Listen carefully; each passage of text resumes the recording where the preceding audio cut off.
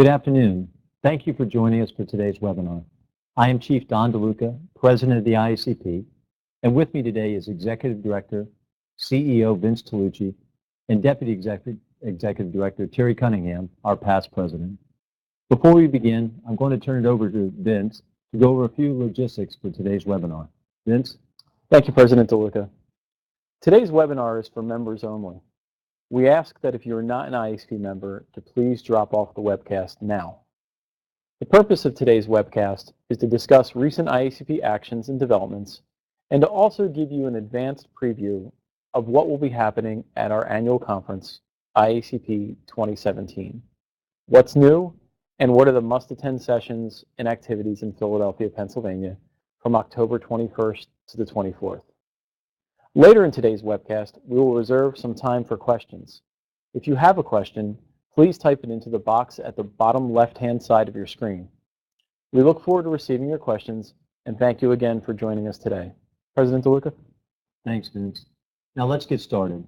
Like all of you on this call today, I'm absolutely devastated by the destruction and loss Hurricane Harvey has caused in the United States, specifically Texas and Louisiana.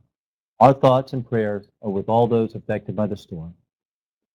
Just a few days ago, the Houston Police Department experienced the tragic loss of Sergeant Steve Perez, who drowned while he was driving to work. On behalf of the IACP, we recognize the ultimate sacrifice of Sergeant Perez and for the extraordinary efforts of the first responders in Texas and Louisiana, and those who have volunteered from other states and communities. These courageous men and women have been working tirelessly to make harrowing rescues and ensure the safety of all those impacted by this historic natural disaster. These first responders are a shining example of why all of us have joined this profession, to serve and protect. Another pressing issue confronting our profession is the violence against police.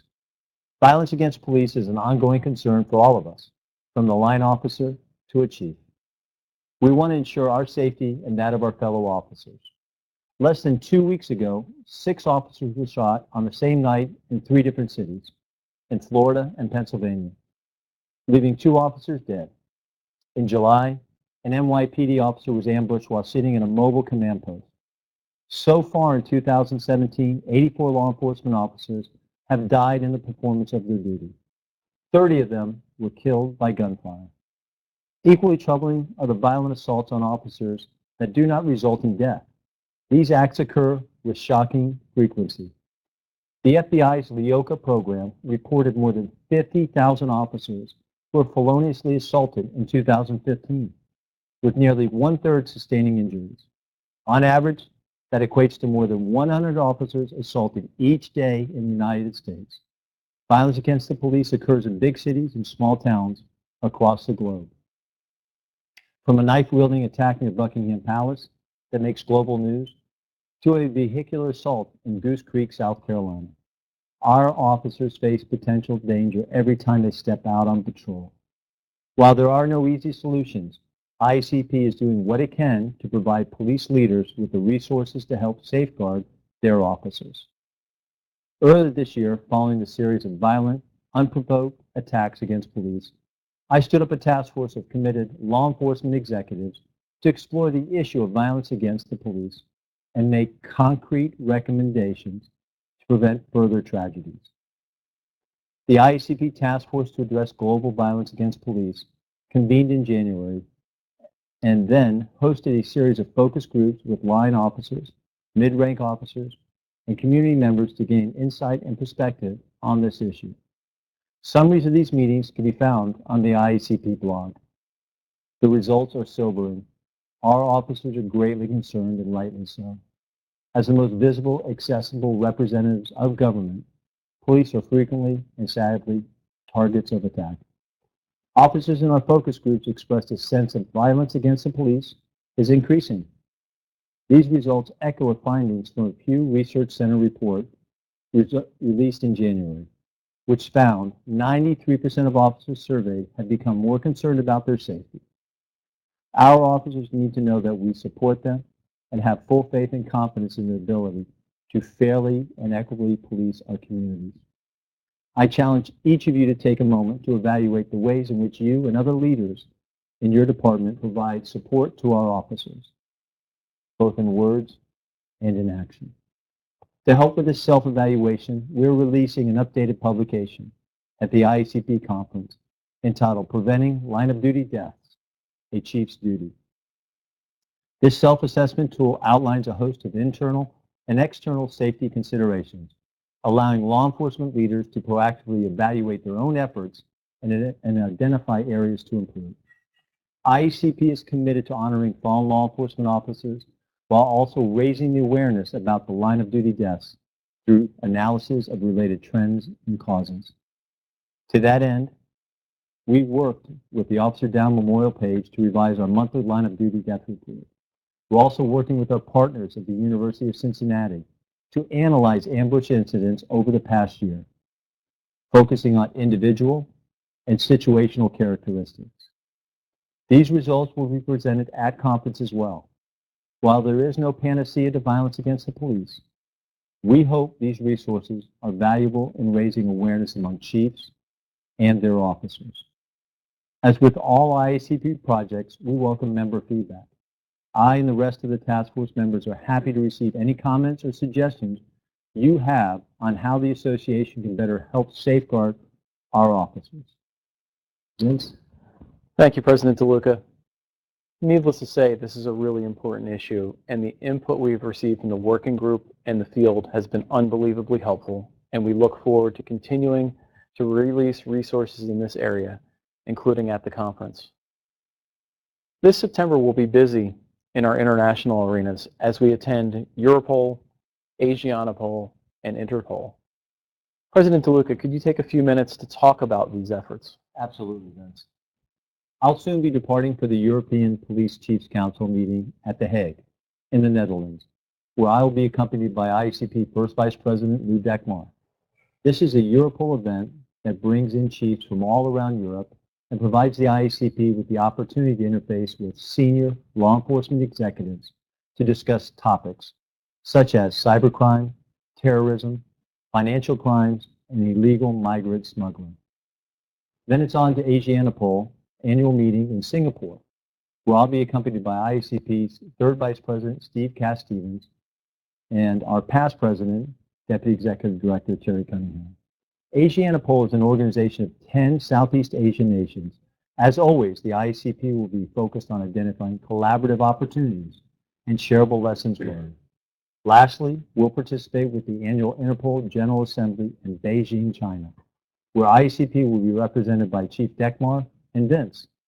Presentations and discussion will center around shifting global landscapes, Interpol's position on global security, the forging of operational alliances with non-police actors, and net-centric policing in terms of challenges and solutions, getting real-time data to the front lines. Now we're going to switch gears and discuss the upcoming annual conference exposition. I'm going to turn it back over to you, Vince and Terry, to tell us what can we expect at IACP 2017 in Philadelphia from October 21st to the 24th. Thank you again, President DeLuca, and we can expect a lot. As IACP members, one member benefit is attending the IACP annual conference. This really is a great opportunity to connect with thousands of law enforcement leaders from around the globe, get some top-notch education, and browse an expo hall filled with the latest products and services. If you've never attended conference, I encourage you to visit the conference website at theiacpconference.org and join us this year. In terms of the program, we have more than 250 educational sessions planned across 12 specialized tracks. There really is something for everyone in law enforcement. We have speakers from around the globe talking about some of the most pressing issues and offering up new and innovative solutions. Great. Thanks, Vince. We're going to kick off the conference at the opening ceremony with Simon Senek, a leadership speaker who will discuss the nuances of leading in law enforcement. We're then going to hear from U.S. Attorney General Jeff Sessions and Commissioner Cressida Dick from the Metropolitan Police in London. She's going to speak on Monday's General Assembly. The Critical Issues Forum this year will focus on the impact of Ferguson on policing and community safety. The panel will examine how the last 3 years have altered the public's perception of policing.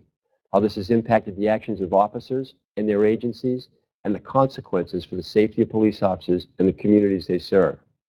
We're also going to have 4 Global Perspective Series sessions, one each day of the conference. These sessions will focus on, first, media interaction, the second, the Pulse nightclub shooting, and third, recruitment and retention.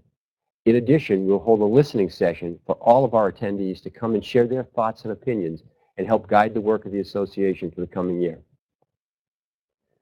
The Expo Hall this year features more than 600 exhibitors. It is definitely a must-see. One new feature we have created is the Hub, an area in the center of the exposition hall. Attendees can meet with IACP staff, learn about our programs, and take home resources. There will also be some quick-hit education sessions right in the Hub. In addition, we have one-on-one professional development trainings in this space, including media coaching, mock interviews, and resume reviews. There will also be mentoring sessions for new police executives. The professional development and mentoring will have advanced sign-ups, so stay tuned to your email in the coming weeks. Another thing I've always enjoyed about the conference is the chance to network. It's such a great opportunity to come together with and to meet new people from around the world. The Hub will be a great place for networking, and we'll also be hosting a networking reception in the exposition hall. The other special events, like the annual banquet, are a great chance to see your peers. Not registered for the conference yet? We actually just extended the advance registration deadline for Wednesday, September 13th. So you'll want to register now to save some money. You can continue to register through the conference online or on site. We have extended registration hours this year to accommodate attendees later on Friday and early on Saturday and Sunday mornings. You'll also want to make your hotel reservations by Thursday, September 21st for the best rates. Be sure to make your reservations through OnPeak, our official housing provider. Anything else we should cover? Sure, Vince. Have you downloaded the conference app yet? What you need to do is search IACP events in the Apple or Google Play stores. Download the app. This app will provide you with the latest information. You can build your schedule and receive any updates and alerts while you're at the conference. Terry, Vince, thanks for the update on the upcoming conference. It's going to be great. That's enough talking to you. At this time, we'd like to hear from you. Let's move on to the questions and answers. All right, so we have a few questions that came in. I'll give you the first one. All righty. What do I do if all the hotels are sold out online and I can't find availability? Well, hotels in Philadelphia are at a premium. It's a good problem to have, but it is tight. Our best advice is to contact OnPeak directly at 866-524-7456, and they can assist you in finding any available rooms at our group rates. The website has a good tool as well. You just list the dates you want to come in. It'll show availability, but again, if you can't find what exactly you're looking for, give OnPeak a call. They'll be glad to help. All right, next question. Sure, I'll take it. Yeah, I'm booked at one of the conference hotels. How often do the shuttles run? So my understanding is the shuttles are going to run every 20 minutes. I think they're going to start on Friday at about 1 o'clock, 1 in the afternoon, and then I think it's Saturday through Tuesday. They're going to run from 7 a.m. until 6 p.m.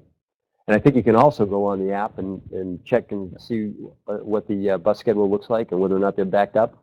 We continue to develop more on the app, so there's a feature on the app this year that will tell you the next bus that's coming to your respective route. So it's pretty cool as we continue to expand that ability. Well, here's one here. Will elections occur this year? I'll take this one. Okay. Or do I remember Philadelphia? So the election for fourth vice president, we have 3 candidates. Will be on Monday, October 23rd. To learn more about the candidates, they'll have booths set up inside the conference hall. Go by, talk to them. But what's more important, make sure you go out and vote on Monday. These candidates have put a lot of time into trying to be elected and represent the IACP. I hope everybody goes by the booths, talks to them, and more important, takes the time to vote, because this is the future of our organization and association. No, I think that's important, Don. I think each one of the candidates has a booth there. I think it's important for folks to stop by and learn about the candidates. This is about the future of our organization, the association. Couldn't agree with you. It's the members' elected leadership. That's so. Yep. Yep.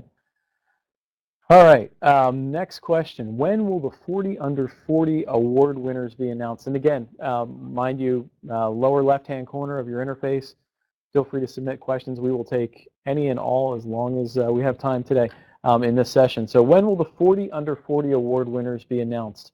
I've also heard that awards are being done differently this year at conference. So let's take these in two parts. The 40 under 40 was a new program introduced last year in San Diego that highlights sort of rising stars in the profession that fall under the age of 40, hence the name, and there's 40 of them. So those award, the 40 will be announced tomorrow, I believe. Tomorrow, that's right. So that's big news. There will be a a reception for them or a luncheon in Philadelphia for the 40 under 40 as well, and awards. And I'll start with the awards as well. Just generally, IACP has recognized exceptional service or programs for years through our respective committee award programs. And in the past, we've had a series of award receptions where folks will be recognized within that reception. We've spent a lot of time the last couple of years really rethinking how we go about doing the award program. So this year, we've rolled all of those awards from those individual receptions to the annual banquet that falls on Tuesday evening, where it will be a night of praising excellence across the organization through our leadership awards. I think we're going to give 14 or 15 award categories out that evening, and then we're going to roll right into the swearing in of the new executive board members, along with President DeLuca's farewell and thanks. So there's a lot happening on Tuesday evening. I think it's important. That's the bottom line. I think it's going to be a great opportunity to do it at one time, one venue. Everybody gets the recognition they deserve. But Terry, the next question I'm going to ask you to answer. Tell me more about the listening session, but maybe give a little history of why this started last year with you. Sure, and I'll be happy to, Don. Thanks. So last year, shortly after the Pulse nightclub shooting, we received a lot of questions from both the media and folks out in the field about IACP's position on firearms and firearms-related issues. Vince and I had a conversation. We talked about maybe doing some kind of a survey because we've got pretty well set position on it. We've got some resolutions regarding firearms, but they date back to 1994 when the first crime bill was passed. So as things started to unfold, when we started to get into July, when we saw the shootings in Dallas and then the shootings in Baton Rouge, we felt maybe it was more important just to get out to the field and hear from the leaders out there. What are the challenges that they're facing? And don't just limit this just to the firearms-related issues. As important as those issues are, we wanted to make sure we found out, because one of the questions that came up was, how does this association feel about open carry, particularly during demonstrations and as we saw in Dallas? So what we decided to do is to travel around to 8 different cities in the United States, and actually when we went to Detroit, we also included our Canadian partners as well in the Detroit listening tour. And we didn't care whether these folks are members of the association or they weren't members of the association. We just wanted to hear from leaders in law enforcement. We had a great diversity of folks there. We had people from federal law enforcement. We had colleges and universities involved there. Had tribal police involved. Folks from small agencies, major city chiefs. And we sat down and we came in with our kind of straw agenda and said, look, maybe we should start talking about whether it's terrorism, I think it was use of force, marijuana use, and I'll tell you what we heard loud and clear throughout all the 8 cities that we went to. It's really more about the social issues. It's about dealing with the issues of mental health, mental illness. It's about dealing with the opioid, addiction issue. I think that when we talk about how our role in law enforcement has really shifted from less of a law enforcement and more of a social services responsibility, that came through loud and clear. But it was a great opportunity for us. So this year, when you came in as president, you said you wanted to continue to do those listening tours because it's so important to hear the visceral response from our membership out there and what they're concerned with, because that drives our policies here at IACP. That drives our legislative agenda. It's so important for us to think about what the trends are and what we should be doing. We think we know, but we need to hear from the folks in the field. So in Philly, we're going to give a couple hours towards this, right? Yeah, exactly. For maybe 500 people. I think it'll hold 600. Mm-hmm. So yeah. Well, it's a great opportunity for people to give voice to the concerns and you talked about legislative priorities. This year, you took this work and we handed it to everybody in Congress and everybody in the Senate, what was told back to us last year, right? Mm-hmm. Okay. Yeah, I think it's important. I mean, you had the opportunity to meet with the new FBI director today, and that came up as a topic of conversation. As you know, Director Ray wanted to know what are the issues that we're dealing with directly from the field. And you and Vince talked about the listening tours from last year and told them that there were resources available through IACP. I think that's just that's so important for people to understand what the real issues are here. And again, in Philadelphia, this is going to be, the three of us will be doing a listening session. This is your organization. If things are going well, we want to hear that. If things need to go in a different direction, we want to hear that too. And this is going to be an open forum for exactly that purpose. Yeah, so it's not just about the issues that we're facing out there in the field. What can IACP do better? What can we do more of? What do we need to do less of? Well, I'm sure this is going to continue, right, with incoming President Dekmar. I think this is going to be the way of the future for us to get the information in real time. And the visits have been 6 to 8. You did 8 visits last year, Terry. I think we've done 6 or 7 this year. This will be the 8th. And I think as we crisscross across the nation and also internationally, we really are doing what we're asked to do. Yeah, and I think as you and Vince both have mentioned, this is really to hear from the folks that are there. So when you come to this listening session, it's not for you to sit there and listen to us talk. It's for us to garner that information from the folks that are there. There has not been one of these listening sessions that I've gone to where people didn't walk out and say that was fantastic. Really, thoroughly enjoyed it, learned something. They get a voice. Yeah. If you're looking for a long PowerPoint presentation, it's not going to be there. I get it. Yeah. So, There's one up there, Vince. Maybe you'll take this. With Yeah. regards All to the hub and resume review for recently promoted executives. Will this be available for aspiring police executives who are working towards this goal? Absolutely. The goal, and again, to the organizational mission of serving the leaders today and developing the leaders of tomorrow, we see this as a real opportunity, whether it's the resume review or the professional development coaching or the mentoring. We see this as for those that are looking to become a chief. There's folks like the two gentlemen that are sitting by my sides here that have been chiefs for a long time, and there's a lot to be gleaned from the wisdom of folks like Chiefs Cunningham and DeLuca, and that's what we want to create. We want to create an environment in the hub where you can come learn, pick brains, and get a sense of what you need to do differently or better, or where you can go for additional training. No, and I don't know if you mentioned it or not, Vince, but I think there are going to be people there that are also going to help you develop your resume. If you whether you have a resume, you bring it with you, and they're going to help you sharpen it a little bit and make it a little more relevant. So great opportunity for folks that are looking to be promoted or look for further opportunities in other departments. That's a great idea. Here's another question about the conference, Vince. I'm new to the conference. Where do I begin? Wow, that's the best advice that we can give for folks attending the conference, because it's big and it's complicated, and you have 15,000 attendees, and you have 250 workshops and 600 exhibitors, and the best thing that a newcomer can do is to attend the first timers orientation on Saturday morning.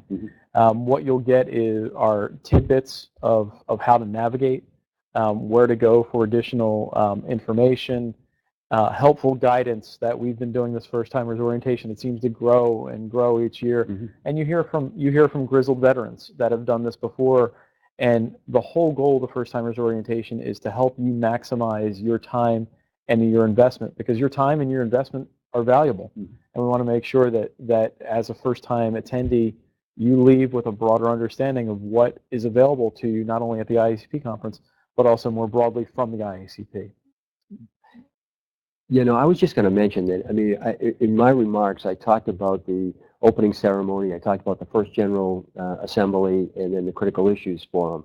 I got to tell you, we have really worked very, very hard in this organization to make it more relevant to the attendees. This is much less about the attendees sitting there in the audience and just hearing from folks just talk at them, and we're really trying to make it more relevant. I think that they're going to see whether it's Simon Sinek on Saturday, which I think was great last year. He did a fantastic job and very well received. And then on Monday, to have the opportunity to hear from the commissioner of the Met and the challenges that they face right now, and some of the recent terrorist acts that they've had. I've spoken to some of her folks and said, hey, look, this is going to be really important to our people to hear from it and to learn from it, particularly the violent extremism aspect of it. And I mean, these lone wolf attacks, whether they're the vehicle-borne attacks or whether they're the folks that are out there just with edged weapons, and then that critical issues forum. I mean, we can tease this up a little bit. We can't talk about who's on the panel yet because we haven't confirmed it, but we've got some incredible opportunities to put some great people on there and talk about Ferguson and what's happened in the last 3 years since the Michael Brown shooting. I think that everybody that's been to the conference over the last couple of years has talked about the critical issues forum. I mean, last year was fantastic, and the year before with Kathy O'Toole and Benita couldn't have been better. So I think it's a great opportunity for people. Again, diverse viewpoints on those panels because we want to make sure that we tease out as many issues as you possibly can from as many perspectives as you possibly can to ensure that we have an active, lively, helpful, meaningful dialogue when you walk away. Exactly. As law enforcement, we need to understand the spectrum's out there. That people feel what they think and have an appreciation for it because that's what we work with every day. The question came back, maybe a follow-up, Vince. Will resume review and media training and mock interviews require scheduling? Yes, there will, but there will be some on-site slots available. So there will be an email coming out for how to sign up for the mock interviews and the resume review. But when you get on site, there will be some slots available. We would strongly encourage you to drop by IACP Central or the Hub, both information sessions for the association or information booths for the IACP, and find a slot that's available. Those slots, we don't want them to go unused. We want to make sure that we have a full lineup of folks that are, if you're looking for assistance, that we can meet that need. So be on the lookout for your email, and if not, drop by one of the booths. Hey, so Vince, if I can just put you on the spot for another second, will you talk a little bit about Chiefs Night as well? Sure. Yeah, no, Chiefs Night is always one of the highlights of the conference.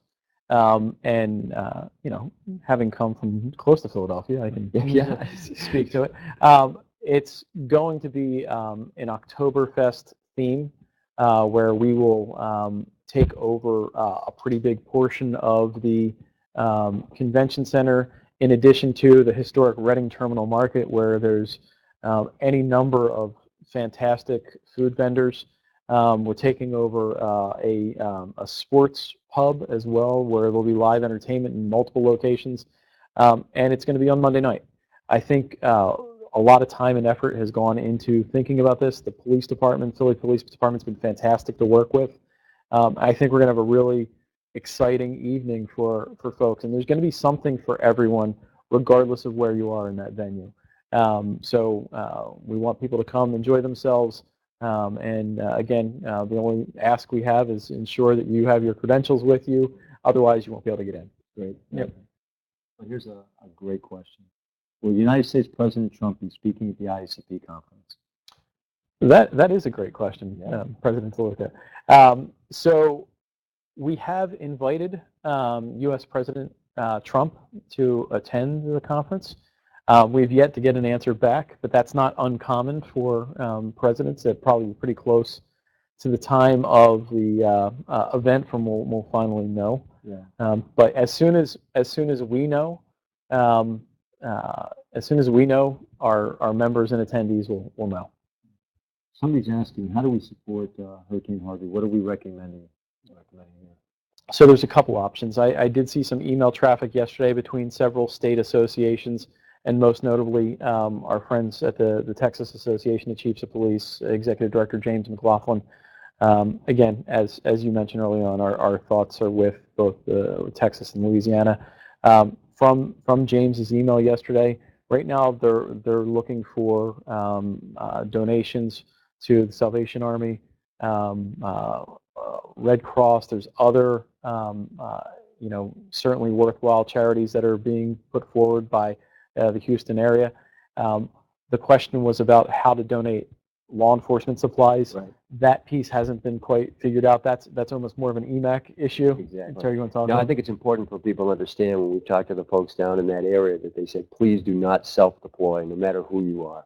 If you're going to come, into the state to give assistance, you need to come in compliance with an EMAC agreement through your state, from your state government. Nothing is worse when people self-deploy into one of these regions like this that you've been ravished by a hurricane, and then you don't bring enough supplies to take care of yourself, and then the folks in the area actually have to take care of you. So they said, please do not self-deploy. And the other thing they said is to make sure that whoever you're donating to are legitimate causes, because even after 9/11, there were a number of non-legitimate causes that set up, and law enforcement started to donate to them and didn't even realize that they weren't legitimate. So it's important that we vet them.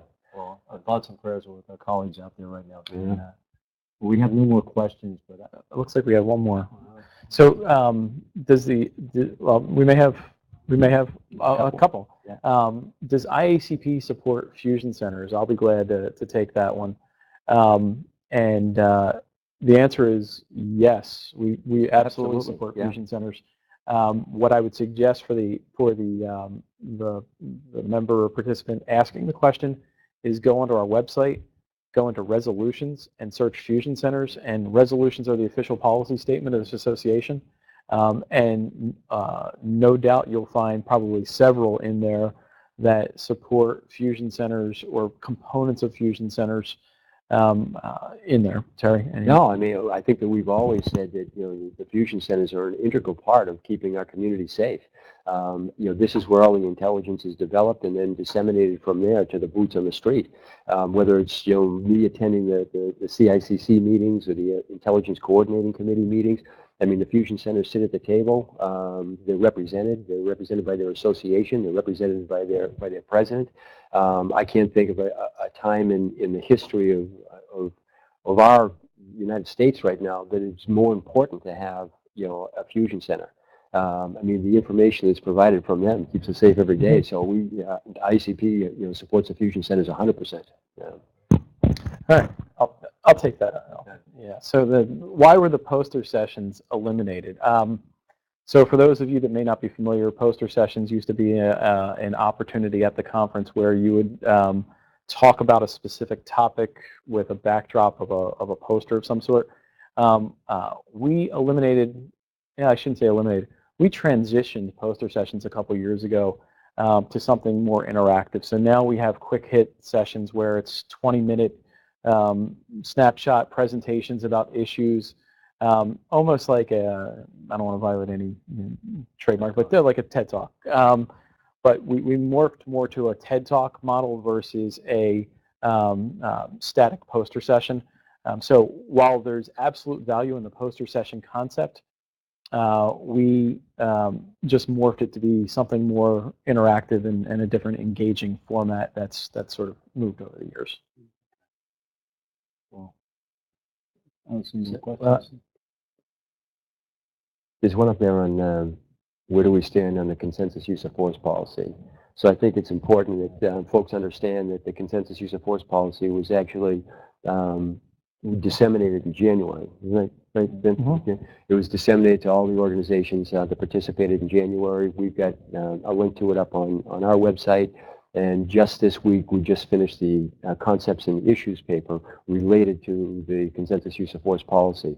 And from my position, I think the concepts and issues paper is just as important, if not more important, than the policy itself, so that people can understand why we put what we did into the consensus use of force policy. But that should be out within the next couple of weeks. Mm-hmm.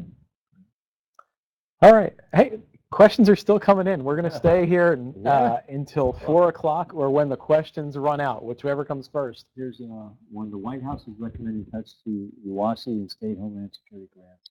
What is IACP position? Bottom line is we support the funding of UASI initiatives and grants. They're very important to our success, how we operate and how we do things. Mm-hmm. And to do this, I mean, to support, we don't just put a resolution out and hope somebody looks at it, but we have active engagement with the administration, with our legislative branch here in the United States. Legislative priorities is a document that I would point folks to. I think there's 11 legislative priorities in that document. And so from an organizational perspective, we support it, but it's not just on paper. It's active engagement, active advocacy or advocacy for those given positions. So I think it's important for folks to understand that this administration is really just starting to get their legs under themselves. We here at IACP, we work very, very hard to make sure that we've made the right connections with the right folks in the administration.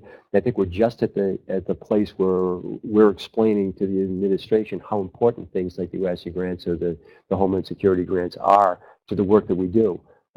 It's clear that the administration, the president, supports law enforcement. And we just have to make sure that when they talk about being supportive of law enforcement, that also means funding. These funding opportunities, and to make sure that they fund the COPS program, make sure that they support the grant opportunities.